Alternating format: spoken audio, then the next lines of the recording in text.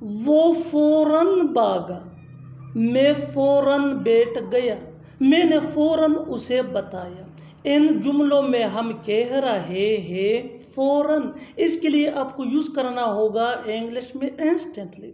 آئیے complete structure دیکھتے ہیں۔ سینٹنس پلس انسٹنٹلی، سینٹنس یہ سچویشن یا ٹینس کے حساب سے چینج ہوتا رہے گا، انسٹنٹلی یہ وہی کا وہی رہے گا، وچ مین فوراً۔ اچھی طرح سمجھنے کے لیے کچھ مثالیں دیکھتے ہیں۔ وہ فوراً بھاگا یعنی وہ ایک دم سے بھاگا۔ He run instantly. He run instantly. میں فوراً بیٹھ گیا یعنی میں ایک دم سے بیٹھ گیا۔ I sit instantly. I sit instantly. میں نے فوراً اسے بتا دیا۔ I told him instantly.